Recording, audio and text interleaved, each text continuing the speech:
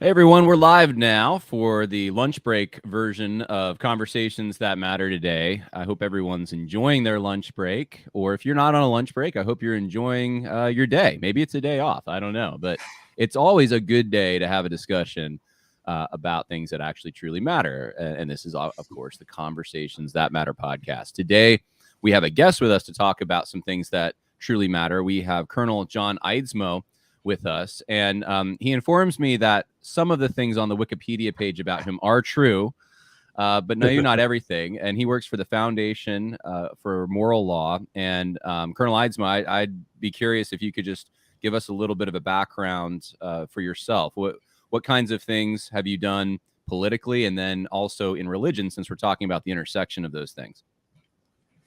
Well, as you said, I'm retired from the Air Force as a judge advocate or lawyer, and then after the Air Force, I served in the Guard as a chaplain. And people always say that seems like kind of a contradiction. The JAG and chaplain, no, law and gospel. We need them both. The law is what convicts people of their sins. The gospel is what shows us the way of salvation. But after 5 years of active duty with the Air Force, I transferred into reserves and attended seminary. And so I received degrees from both the Lutheran Brethren Seminary and the Dallas Theological Seminary, then went to teach for the law school at Oral Roberts University, teaching constitutional law and the like. And from there to the Thomas Q. Jones School of Law in Montgomery, Alabama. Now with the Oak Brook College of Law in California. Oak Brook was established by Bill Gothard primarily for homeschool students, and today, a lot of our students are homeschooled, but some of them are not. But we are definitely a conservative Christian distance learning law school, and excited about the future there. But anyway, right now I'm serving, besides my teaching there, I'm teaching Christian apologetics as well, both with Chafer Theological Seminary and with the Institute of Lutheran Theology, conservative Lutheran group.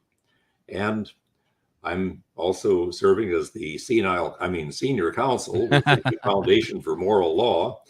Yeah. That's the foundation that former Chief Justice Roy Moore established, and we stand for the rights of religious freedom. We stand for the sanctity of life. We stand for the traditional family, constitutional issues in general.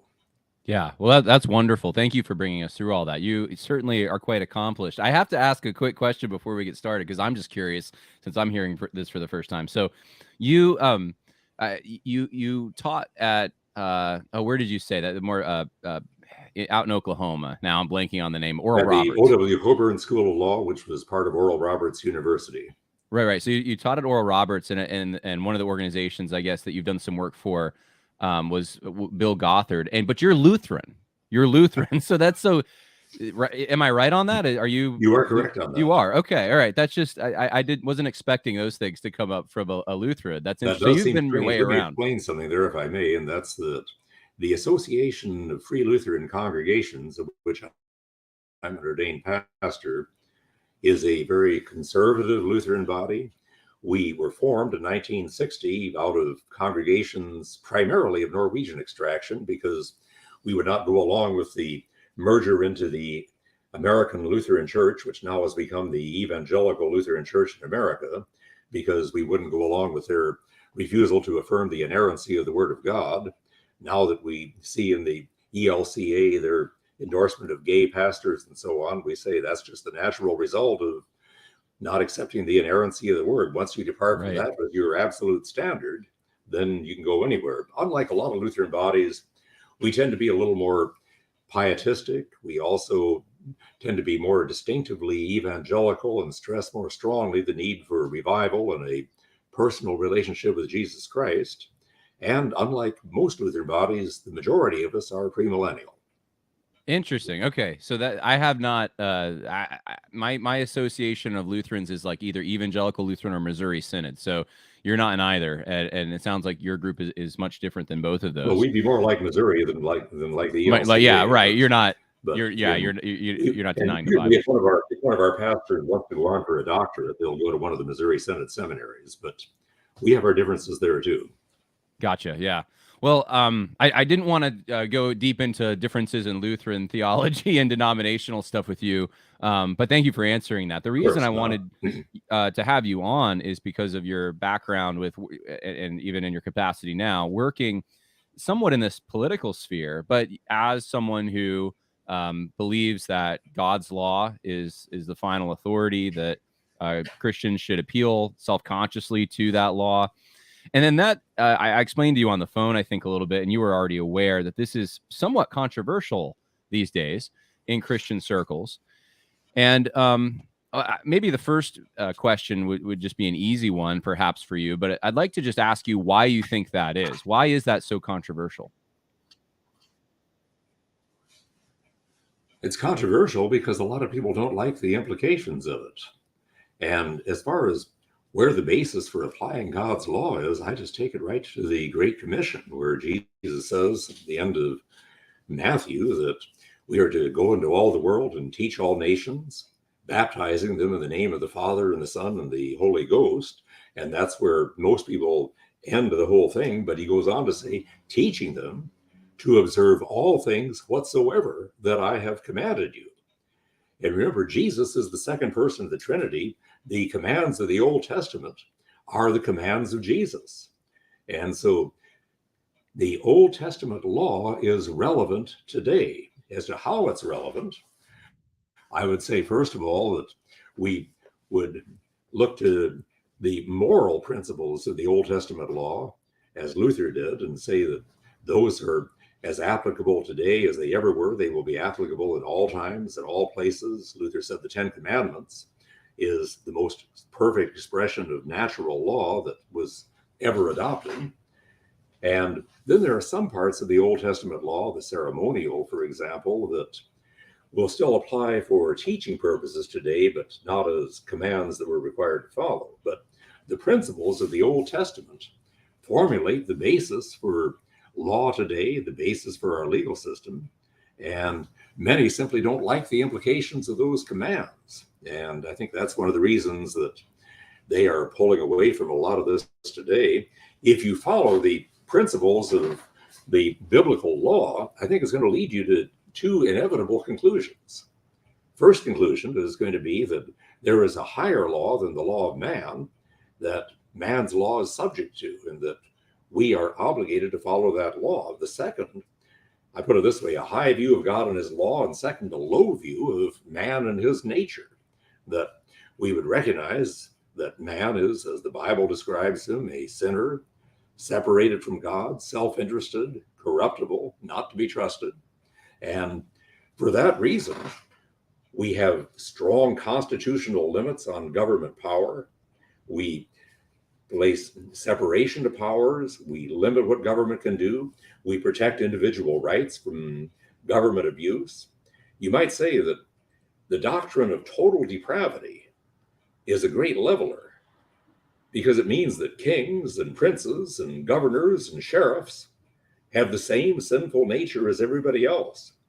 And therefore, while we know we need government in order to maintain law and order, we also know that those who run the government have the same sinful nature as everybody else, and therefore we have to limit their power. And the limits that we placed on government power in the Constitution are the limits that a lot of modern evangelicals today don't want to follow. They talk about liberty, but Yeah. they Yeah, no, use that the term liberty. Go ahead. no, that's good. No, that's good. And I don't want to interrupt you because you're saying so many true and good things. Um, I want to ask you to maybe drill down even deeper. Uh, Even if someone accepts what you just said and says the law of God is the basis, we know that. But what about being self-conscious about it as Christians? In other words, can't we support the law of God in political for the common good of every denomination and every religion out there, including Hindus and Muslims and Mormons and everyone, but and not let them know that it's the Bible that we're appealing to, not do so in a Christian way, but just in a more pragmatic way that, well, these are just good laws for everyone. What do you say to that? That is an objection that I've heard. Sometimes that might be appropriate. And now you look, for example, to Muslims. Muslims will accept the Ten Commandments. Hindus and Buddhists may not accept them as being what Moses has originated, but many of those principles they would accept as well. And I think we can make common cause with them, but I don't think we should ever forget or ever deny that the source of American political values really is the Bible, and that the biblical values that form this country were brought here by people who were primarily Christians. If somebody wants to put a plaque honoring the Quran somewhere, frankly, I'm not going to be offended at that. However, the Quran and the Bible are not on an equal footing, because the Bible influenced American law and government in a way that the Quran never did. You look to the principles of the Ten Commandments, for example. And I remember one time when we had this battle over the Ten Commandments here in Alabama, that somebody wrote in and said that I am a Christian, but I believe the decision whether to obey the Ten Commandments is a decision every person should make for himself. And I thought, do you really believe that? I don't think you thought that through very well. Thou shalt not kill. Everybody should decide for himself whether I'm going to obey the command not to kill people. Thou shalt not steal. That's a matter of individual choice. I should decide that for myself. In other words, look at the principles that we find in Scripture. They're the basis of law. Respect for life. Where do we get respect for life? From the command, thou shalt not kill. Respect for property. Where do we get respect for property? From the principle, thou shalt not steal. Respect for family. Where do we get that? From the principle, thou shalt not commit adultery and honor thy father and thy mother. Respect for truth. Where do we get that? From the command, thou shalt not bear false witness against thy neighbor, and from the command, thou shalt not take the name of the Lord thy God in vain, which prohibits not only blasphemy, but also perjury. And finally, respect for God, because God is the source of all governmental authority. Every one of our colonial charters recognize that. Every one of our state constitutions contains a recognition of God. And God is also the source of limits on governmental authority. You look, for example, at the basis for human rights. Justice William Douglas, in a dissenting opinion, and I believe it was the McGowan case, said that, well, first he said in Zurich that we are a religious people whose institutions presuppose a divine being. And then he said in McGowan, in a dissenting opinion, but I don't think people would disagree with this part of it, that the nation is based on a belief that there is a higher law given by God that conveys human rights that government must respect. He said the Constitution and the Declaration of Independence recognize this. Likewise, in 1983, when Congress passed a resolution making, I believe it was 1984, the Year of the Bible, they said in that resolution, making it the Year of the Bible, that whereas biblical concepts have inspired principles of law and government that are found in our Declaration of Independence and our Constitution. In other words, Congress has recognized that our laws are inspired by the Bible. And all law ultimately is based upon morality. And all morality ultimately is based upon religion, whatever religion that might be, even if it's atheism. And so it's not a question whether you're going to legislate morality. It's a question of what morality you're going to legislate. And that's such a good point, because what you just articulated is that even in a multicultural setting, which is where a lot of us find ourselves, God's law is good for everyone. And it's good for the Muslim. It's good for the atheist. You did say that you think there are circumstances in which you don't have to acknowledge that it's from the Bible you're working off of in a political setting. But let me ask you this. Is that ideal, though? Would not the ideal thing be to work towards being able to publicly recognize, as you just gave the example, things like the Ten Commandments and where they derive from in public settings with monuments and displays? What do you think of these public religious Christian expressions?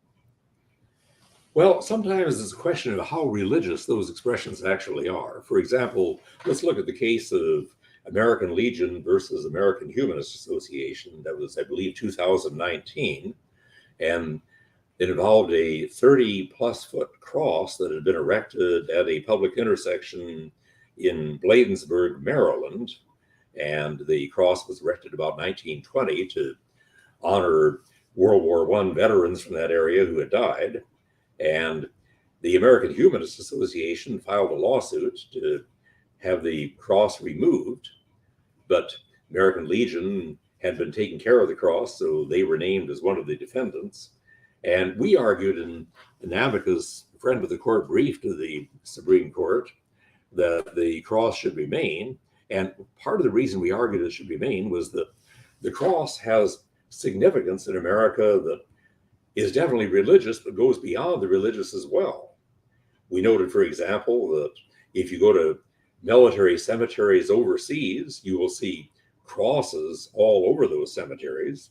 If you go to military cemeteries in the United States, you will see crosses in the older portions. In the newer portions, you will see regular shaped graves, but the vast majority of them with crosses on them. You look to, in the military, for example, other than the Congressional Medal of Honor, the highest award that can be given is the Distinguished Service Cross for the Army, or the Navy Cross, or the Air Force Cross for other branches. And you think of Douglas MacArthur's statement in his farewell address at West Point that the soldier recognizes the supreme of all virtues, sacrifice. And the cross represents sacrifice. Jesus said that greater love hath no man than he lay down his life for his friends. And recognizing that the cross is a Christian symbol, but it is more than a Christian symbol, we argued that for that reason it should be preserved, that there had been a tradition in America of having crosses in public. Columbus, for example, when he landed in 1492, he planted a cross. The Jamestown settlers planted a cross when they landed. Throughout the West, when the Spanish explorers would come to territory, they would plant a cross. And anyway, the Supreme Court in a 6-3 decision agreed that the cross should remain, and for some of the same reasons we gave in our brief. Yeah. So I'm trying to fine tune this just so people understand. The argument that you used, it sounds like, was because it was a symbol that was understood to have a greater application than just in the Christian religion, so that it had further symbolism that pertained to we as a possessive thing. It belongs to us as Americans.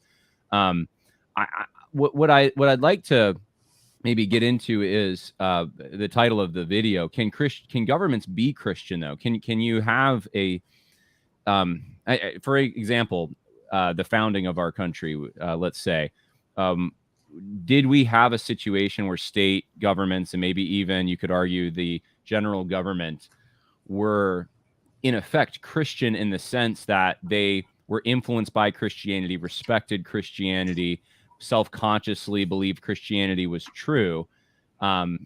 Is that something we need to get back to? Is that something that you think ever actually existed? Because that seems to be one of the dividing lines here, is whether or not governments in effect can actually be Christian or function in Christian ways. You look to those who came to settle this nation in the 1600s. And first of all, in the Northeast, you have the Puritans, and the Pilgrims were really Puritans with perhaps a little bit kinder and gentle version of Puritanism, but their theology was basically Puritan. You go into the southern colonies, and they were the Church of England, but even so, many of them were from factions of the Church of England that were sympathetic to Puritanism. And so they established governments based upon God's law. And in fact, in many of the Puritan colonies of New England, their criminal and civil codes were basically just a codification of the book of Deuteronomy. But whether that's to be the model for the nation of a whole is another question. And I'll just give you a statement from Luther here, for example, in his letter on secular authority, to the extent it should be obeyed, a letter from 1523, where he says, "It is out of the question that there should be a common Christian government over the whole world, nay, even over one land or company of people, since the wicked always outnumber the good. Hence, a man who would venture to govern an entire country or the world with the gospel, notice he doesn't say with the law, he says with the gospel, would be like a shepherd who would place in one fold wolves, lions, eagles, and sheep together and let them freely mingle with one another and say, help yourselves and be good and peaceful among yourselves. The fold is open, there is plenty of food. Have no fear of dogs and cubs. The sheep, forsooth, would keep the peace and would allow themselves to be fed and governed in peace. But they would not live long, nor would any beast keep from molesting another. And so Luther says that there are two kingdoms, church and state. And he says, for this reason, these two kingdoms must be sharply distinguished and both be permitted to remain. The one to produce piety, the other to bring about external peace and prevent either evil deeds. Neither is sufficient in the world without the other. To answer the question, can there be a Christian country? I would be very hesitant to call this nation a Christian country or Christian nation, or even somewhat hesitant to say we ever were. Some of the colonies might have called themselves that, but as a nation, I would say no. I would prefer to say that we are a nation that is based upon biblical principles, and that those principles were brought here to this country by people who were primarily Christians. I think that states it more clear than just calling us a Christian nation. Right. And I know that that is the phrase that people tend to get hung up on. I've told the podcast listeners this. I've never thought that was, depending on what you mean by it, of course, it should be that controversial if what you mean by it is in the same way we say that's a Christian family, or that's a Christian organization, or that's a Christian business. I'm not saying everyone's a Christian there, but there's a respect for Christ, his commands, that kind of thing. Some people do seem to mean more than that, where they're saying there is some kind of a chosenness about America, like maybe there was for Israel, or there's some kind of I don't know, like everyone here. Maybe there are people who assume everyone here is a Christian or something because they're American. I think less so now, but so what you're saying though is that because well, I'm trying to understand the objection to that. Is what you're saying that because not everyone is saved, and because God's law is good for everyone, including non-Christians, that you'd be hesitant to say it's a Christian nation or a Christian country or Christian government? My main hesitation in calling this a Christian country would be the fact that the term is misunderstood. In fact, sometimes I think it's even being deliberately misunderstood. Okay, so the left uses that, and right. And when I say the left, even some evangelical Christians, I think, are misusing the term, perhaps unintentionally. But when we understand the term Christian country, if we understand it to mean a country that is based upon Christian values, I have no problem with that. But the term can be misunderstood, and so that's why I prefer to say a nation based upon biblical values. So that's a more clear articulation, and I actually like that. I think that's probably more often what I say. We were based on Christian ideas, or Christian ideas influenced us. No, that's good. What about if I were to say, for example, that Indonesia is a Muslim nation, right? Or I could say the same about like Saudi Arabia, which that Islam would be the officially established religion there, although they're not strictly under Sharia law. But other nations like this, or Turkey, which is supposedly a secular nation. But if I were to say that Turkey is a Muslim country because it is overwhelmingly Muslim in its population and its values are Muslim, I don't think there's a problem in saying that. Or that India is a Hindu nation, or that Tibet is a Buddhist nation. I don't see a problem with saying that, so long as we understand what the term actually means. And nobody seems to get that confused, but it seems like there's an attempt to confuse it when we're talking about America. Right. Let me ask you about the two kingdoms thing, because you mentioned Luther said that you have the government and you have the church. And I know Calvin had his own articulation of two kingdoms, which seemed to be more of like a temporal, spiritual kind of distinction. But that, but the government being the one that applies justice in the temporal realm, the church being more of an institution to prepare souls for the eternal realm. And I'm assuming that's what Luther meant as well by that, so that there is a separation there of sorts.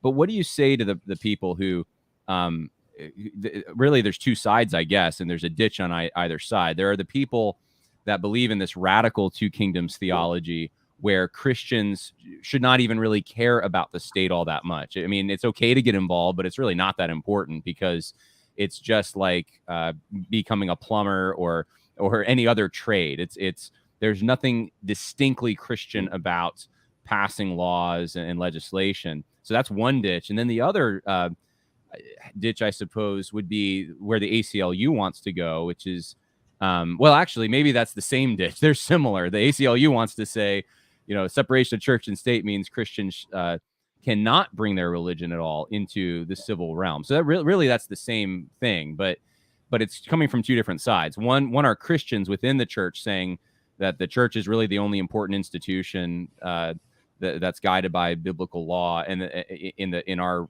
realm right now, in this dispensation or this covenant. And then you have those in the world, the secular world, who just say, keep your Bible at home. I don't want to see it.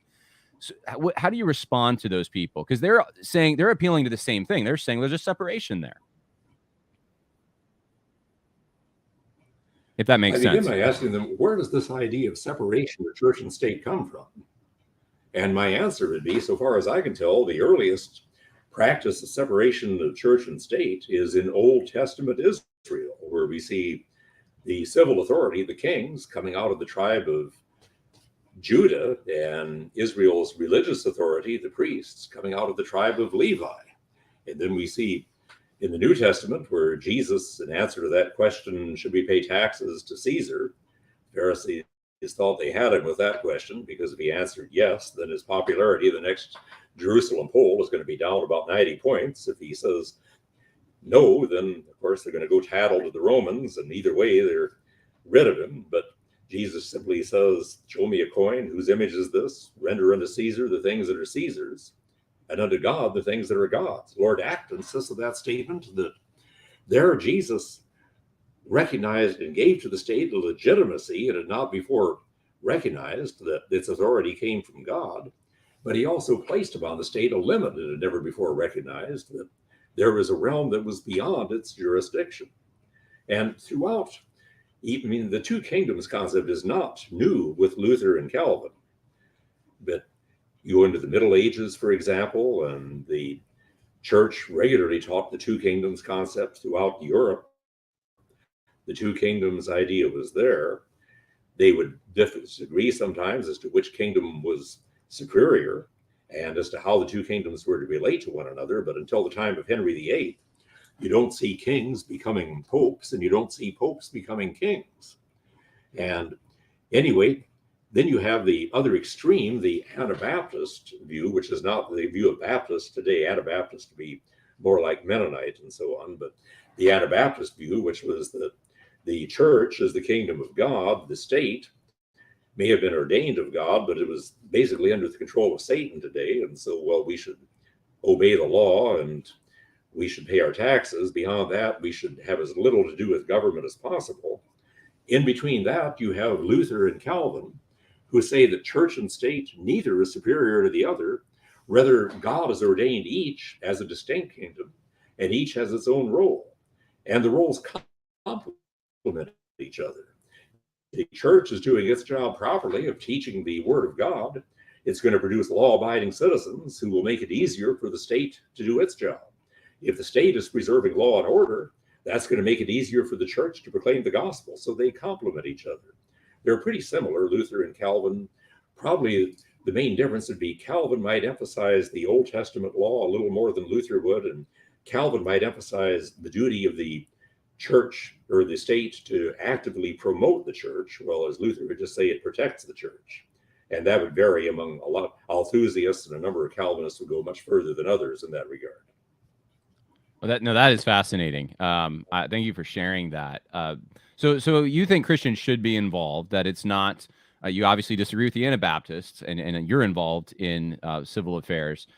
What do you say to this objection? And I know I'm giving you a lot of objections. Maybe we'll get off the objections here soon, but I have to ask you this question because this is a recent objection. I mean, it's an old one, but it's come up recently, that Christians compromise themselves when they work either cross-denominationally or with heretics, okay, with people who don't actually hold the Orthodox theology, whether, word of faith people or whatever, or let's say cults, Mormons, or other religions, Muslims. You seem to indicate early on in our conversation that you think that there can be a co-belligerency between Christians and, say, even Muslims on some issues like homosexuality or something, I suppose, being normalized. How do you do that, though, without compromising yourself, right? That, like, you want people to know that you don't agree with those theological beliefs, but you want to work together towards ending abortion or something. How does that work? There, I think you have to make a distinction between theological doctrines that, for example, the doctrine of the inerrancy of the Word of God, the nature of the Trinity, the divine and human natures of Jesus Christ, the substitutionary atonement, salvation by grace through faith, these basic doctrines on the one hand, and the moral issues on the other. And I think that we can make common ground with people who don't share all of our theology. Mormons, for example, who wouldn't share some of our views of the Trinity and so on, but we can make common ground with them on various moral issues. Likewise, with Muslims who would not even recognize Jesus Christ, maybe even Hindus and a few others. And I have no objection to making common ground so long as we are not affirming by this that we accept their views of the fundamental doctrinal issues of the faith. So long as our position on the fundamental issues of the faith is clear and we're not compromising that in any way, I don't think there's any problem with working with people on issues of common morality. I mean, we could say the same thing as far as compromising ourselves. We could say the same thing about being involved in medicine, being involved in business, being involved in just about anything else. I don't want to get involved in medicine because there's too many germs there. Or I don't want to get involved in farming because I might get my hands dirty or things like this. Right. I think we can really carry ourselves way too far that way. And just so long as we make those distinctions clear, I don't see there's a problem. Yeah. I had a classmate in seminary at Masters when I was there who was very adamant that Christians should not be active in the pro-life movement if it meant ever partnering with Catholics. So if there was an event where Catholics were present, you couldn't show up at that event. If there was any kind of acknowledgement that a Catholic organization was involved at trying to be involved to stop abortions from happening at an abortion clinic or something. And the thing, and this is farther than just we were not going to pray with them. We're not going to we're not going to give the impression that we agree with their theology. This was he was appealing to the command to be separate, and that partnership of light and darkness is wrong, or the temple of God with foolishness, and so Christians ought not be involved. And essentially, he took it so far to the extent that you couldn't have any Christian political involvement at all, because as soon as you did, and you were in an audience where there are people that didn't hold your theological beliefs, then you were compromised. And I don't know how many Christians believe this, and maybe you know more than I do, but it strikes me as a very impractical way to live your life, because there's so many other arenas other than the political arena, like shopping at Lowe's. I went to Lowe's today, and I'm sure that there were probably people in the aisle with me who didn't hold my theological beliefs. So you can do this, I think, in a way that's not compromising, which I appreciate what you said. But I mean, have you run into that kind of thinking before? Well, I had an answer that I was thinking out in my mind, and you basically just gave it for me. Or that if you're going to follow that logic to its conclusion, you better never leave your house. Right. But because you're always going to be. And you know what Christ said about being in the world, but not of the world. And we've taken that. I think there are several different ways we can take it. We can say, I'm going to be both in the world and of the world. I'm going to be identified so much with the world that I'll be a testimony out there, and so much that you become salt that is lost its savor. Or you can go to the other side and say, I'm neither in the world nor of the world, in which case you're off by yourself and your salt hasn't lost its savor, but it's up there in the shelf where it's not really savoring anything. And Christ said, in but not of. And that's the way I think we need to be. We need to be in the world, but we need to make sure that the world does not corrupt our values. Yeah, no, that's good. That's good. What about the Christian's suspicion of power? I know I asked you this, that it's wrong to seek power, to do good with power, to implement Christ's laws through the use of government power, um, to recognize God in the civil arena.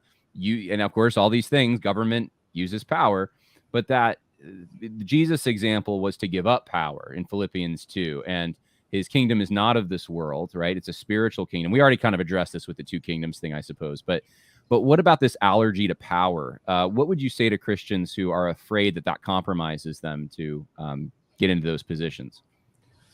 I would say that God has established civil government, and that civil government necessarily involves power. As Romans 13 says, that the civil ruler, he bears not the sword in vain, for he is God's minister to execute wrath upon those that do evil. I add to that Paul is assuming there that the civil ruler is going to be commanding what is right and forbidding what is wrong. He doesn't address what we do when the civil ruler commands what is wrong and forbids what is right. Then we follow the command of Acts 5:29. We ought to obey God rather than men. But yes, I think there definitely needs to be a fear of power, as the Puritans especially expressed this concern, that let all the world fear government power, whether it's even not just government power, but even church power. Even church power can be abused. And we all know that we need government even in the church. That's a good point. And a pastor or elder or any other official in a church can certainly abuse power.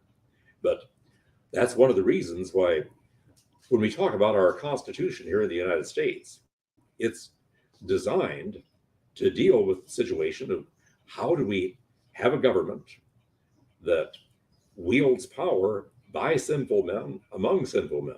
I like the way James Madison put it. Remember, Madison had studied the Bible and studied theology under John Witherspoon at Princeton. That's right. In Federalist number 51, he says, what is government?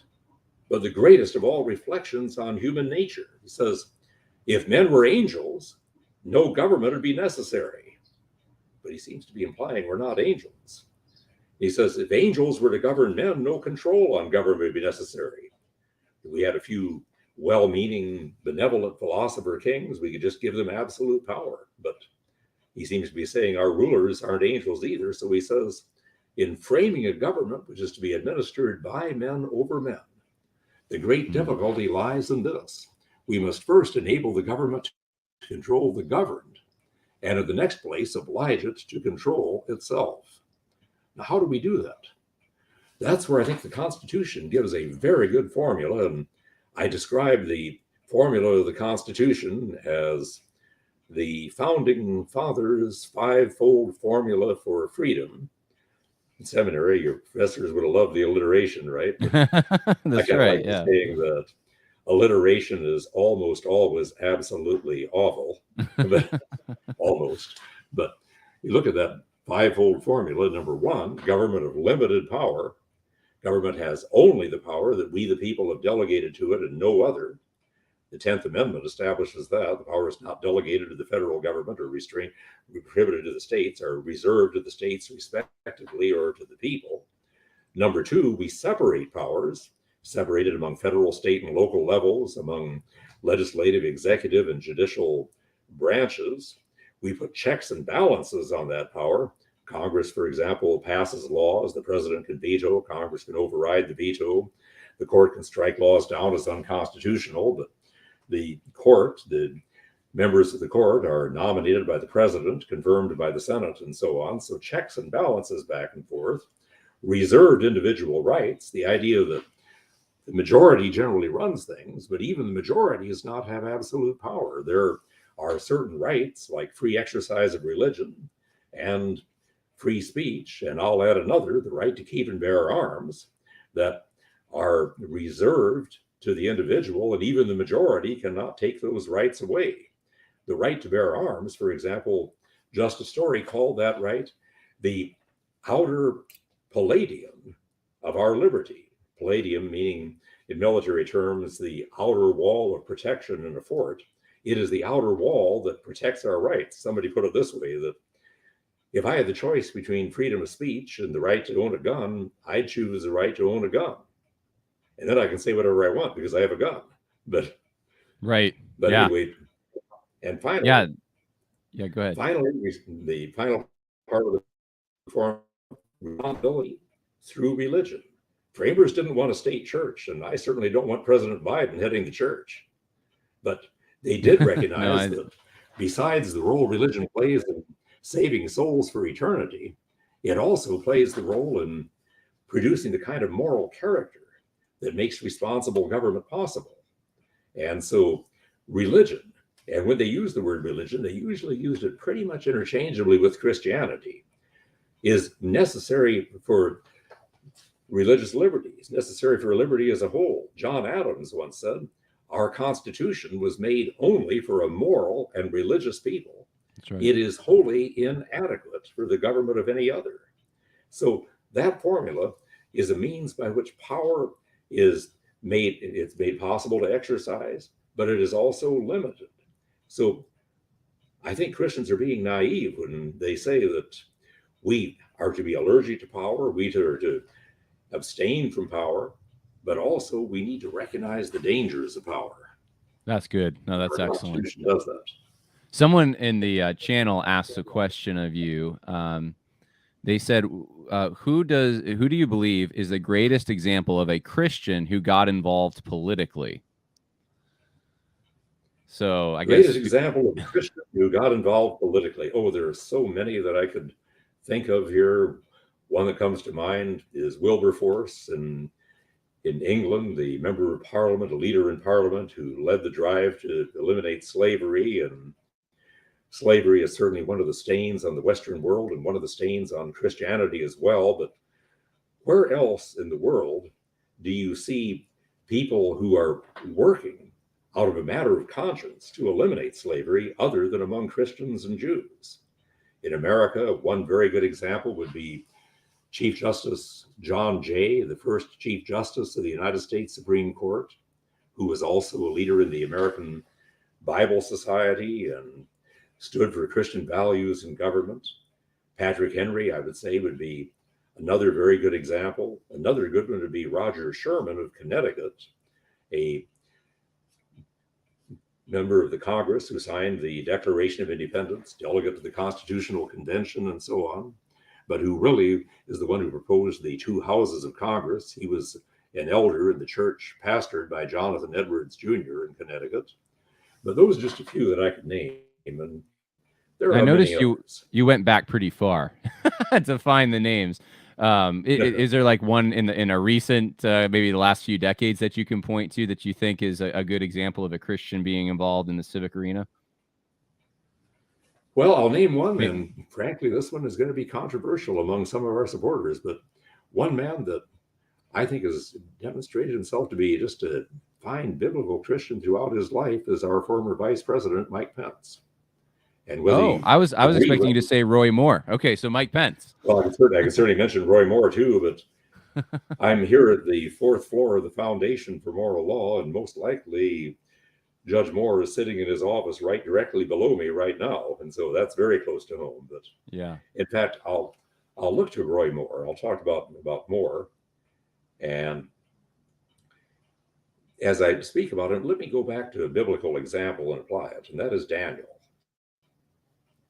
Remember, Daniel had been a faithful Jew who was brought to Babylon through 3 years of indoctrination in the Babylonian public schools and made to be an official in the Babylonian government, and proved himself to be loyal to God, but also loyal to Nebuchadnezzar of Babylon and then to Darius of the Persians.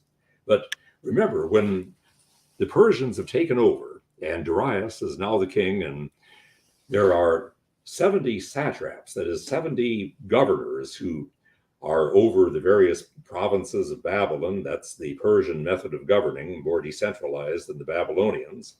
And Darius has put 3 presidents over the 70 governors, and he wants to make Daniel the head of the 3 presidents.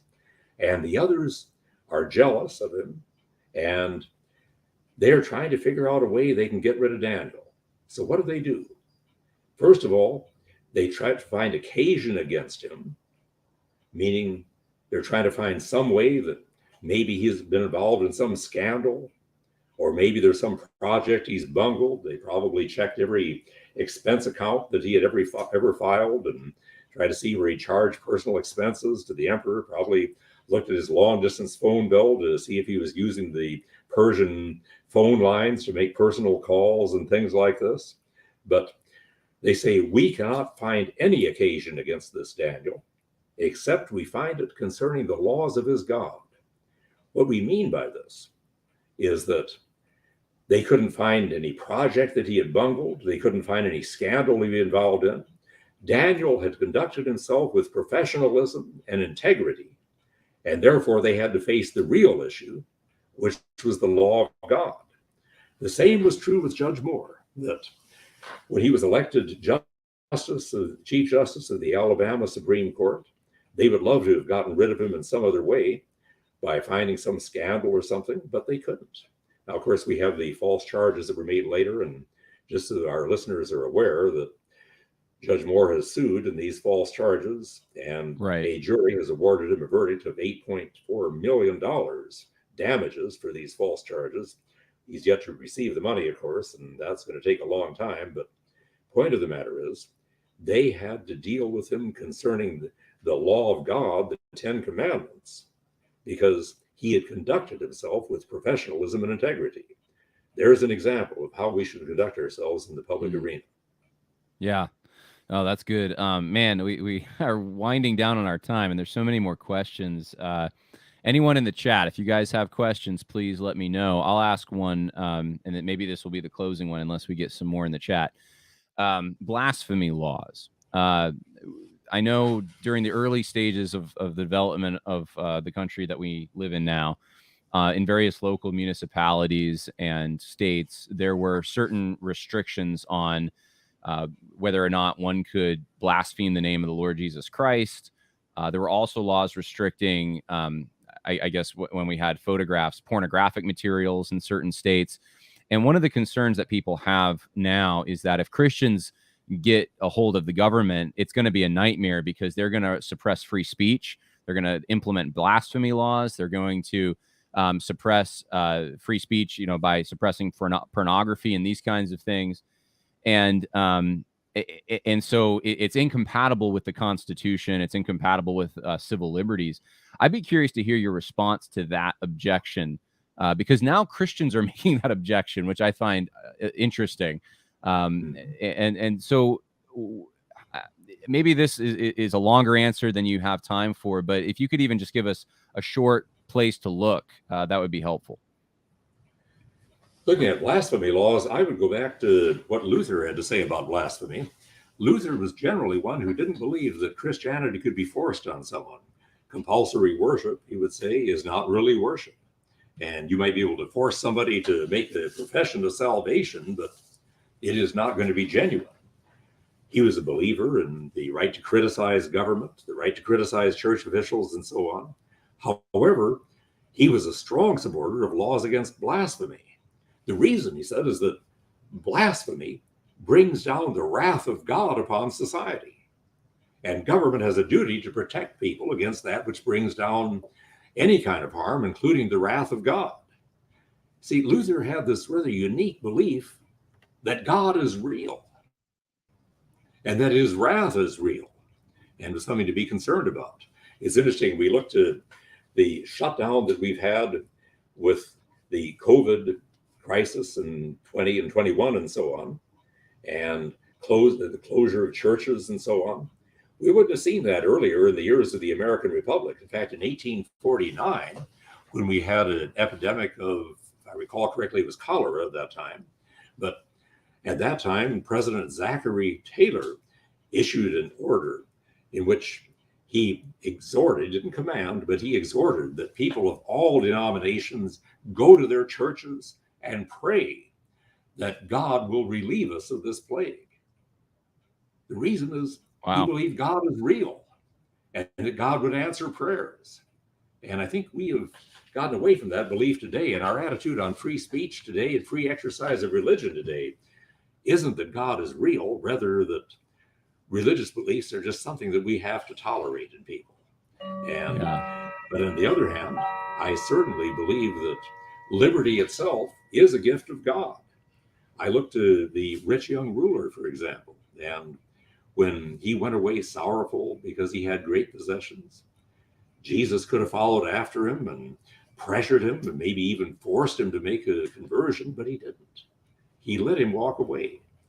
I believe in religious liberty, and I think Christians are going to be best served by religious liberty. In fact, Hegel, who I would not call a Christian, but Hegel once made the statement that the spread of freedom in the world has been coterminous with the spread of Christianity. That as we've seen Christianity spread in the world, we've seen a spread of freedom. And that's the way it has been. And that is the way it should be. Our notions of Republican government and so on, these notions come out of a Judeo-Christian context. You don't see them in most other parts of the world. Yeah. All right. So since we've been going almost an hour, I'm just going to put in one more question. We have someone in the chat, Charles Stanley, who asks, how does Mr. Eidsmoe distinguish his views to that of Abraham Kuiper? And I don't know if you're prepared to answer that or not. Do you agree, disagree? Do you differ? I have a great deal of respect for Kuiper. In fact, I teach for the Handong International Law School in South Korea. That's a Christian law school there. I go there a couple of weeks each year to teach. And they have Kuiper's statement about how every part of the world is mine. Kuiper's statement to that effect, meaning God saying it is mine. Right. I agree with that completely. Where I might disagree with Kuiper would be in the application of Old Testament law. I would say that we apply Old Testament law today more as principle rather than as black letter. But other than that, I think that in today's secular world, Kuiper, Rushdoony, other thinkers along these lines are a refreshing alternative to what we're getting today, including in many Christian circles. And I think that Kuiper and Luther would not be that far apart in most respects. Luther would emphasize more the natural law as being God ordained than Kuiper would, but I don't think you would find them that far apart at all. Yeah, well, that's fascinating. I'd love to keep going with you, but we need to land a plane. Maybe we'll have you back on to talk about free speech or something, because someone's asking in chat about what is free speech, and I know that gets into a lot of stuff. But if you want to, if people want to find out how to contact you or more about where you work, where can we send them? Best way to contact me or contact the foundation is to go to the website of the Foundation for Moral Law. And I might say that if you have a case involving religious liberty or right to life issues and so on, that's what we do. Contact us. Best way to find us is our website. Just Google morallaw.org. Anything close to that and you'll find us. All right. I appreciate it, Colonel Eidsmoe. Thank you so much. It's been a joy to be with you, John.